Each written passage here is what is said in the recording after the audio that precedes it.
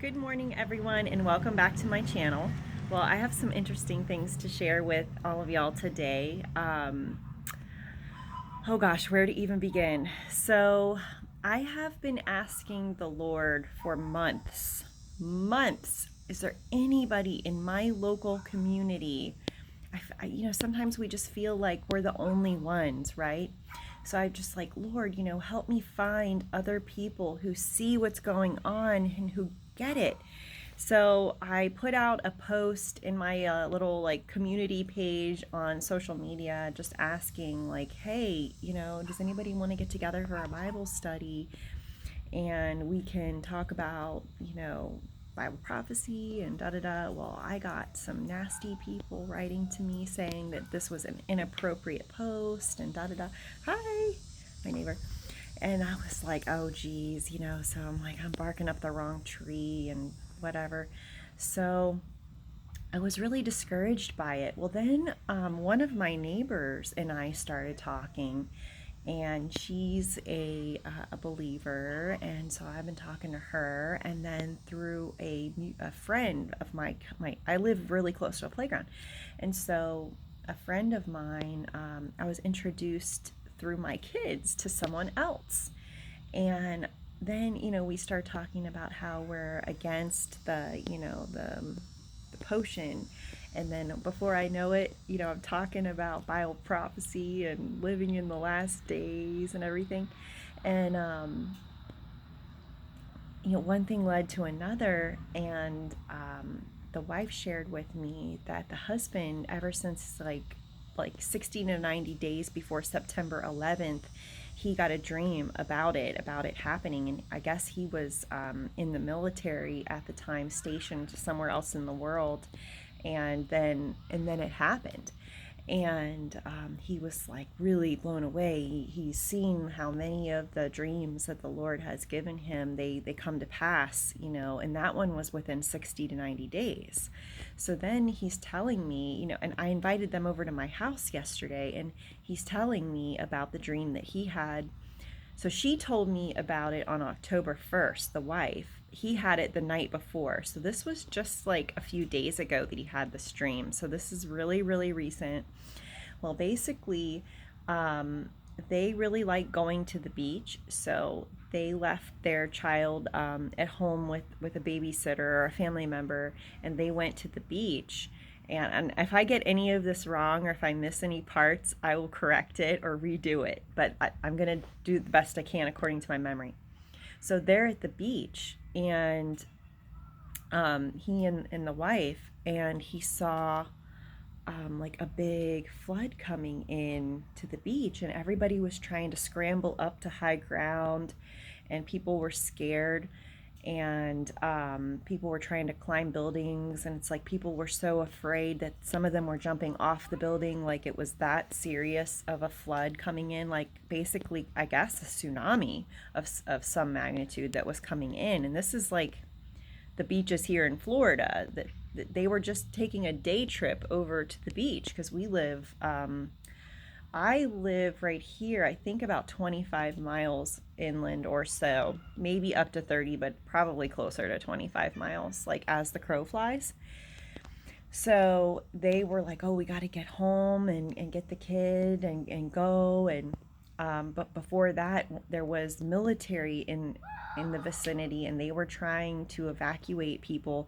I asked if there was any kind of emergency alert through the phones, and there wasn't an emergency alert, but he saw the flood coming in.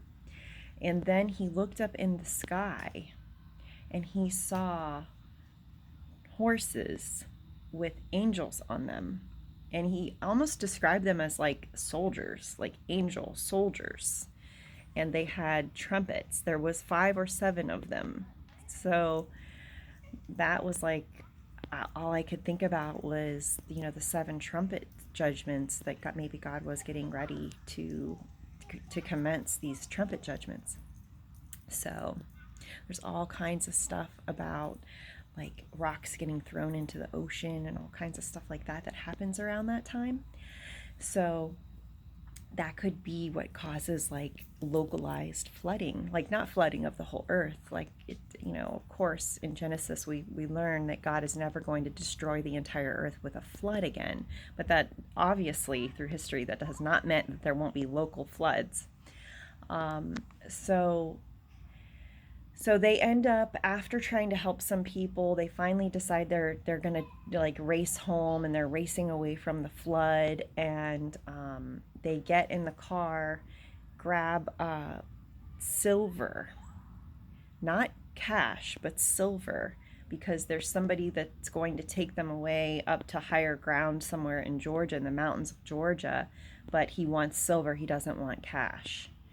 So I thought that was really interesting. They left everything, but like the message of the dream was leave it all behind, only take the silver and go, because that was really all they could take on the plane, I guess. So they did get there, and I guess the guy took the silver, and they went to the mountains.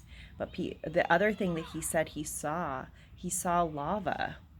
Like, so I don't know if there's lava that's going to come up out of the ocean, that we'll even see it here in Florida, or if God was just trying to show him that these are the things that are going to be going on in the world. I couldn't help but think of the situation in La Palma. But the reason that this is so significant to me is I've been asking the Lord, like, what do we need to be prepared for? What does the world need to be prepared for? Is this really it? Are you about to commence your wrath? And the trumpet judgments are absolutely, like, after it says sixth seal, it says that the great day of the Lord has come in his wrath, and who is able to stand. So there's just absolutely no question that I think God was, maybe through another person, quite possibly trying to tell me, yes, it's coming, it's almost here. If this is anything like the dream that he got 60 to 90 days before September 11th happened, I mean, who knows? I don't know if that's a time frame. I don't know if it's longer or sooner. I have a hard time imagining, with everything in the way that it's going, that it would be longer, because it seems like we already have how many volcanoes erupting at once on the earth. I'll have to look that up and maybe make a separate video just about that, because I have this disaster alert app on my phone, and it's constantly going off with a new volcano erupting. That's not normal.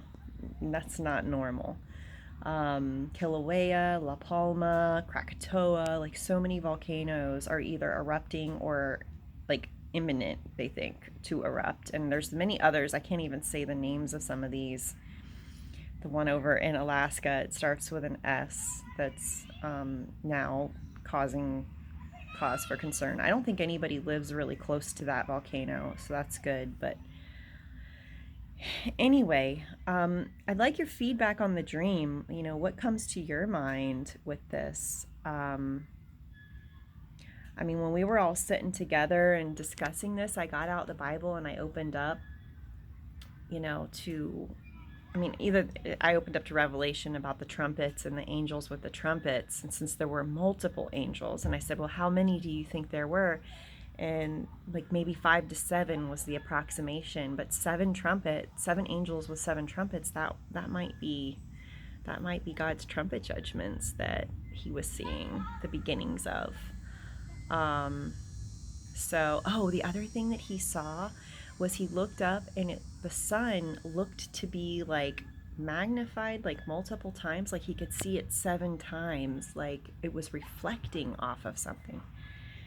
So that was really strange. I don't really know. I know in the Bible that it talks about the sun will be turned to darkness and the moon to blood at the great day of the Lord.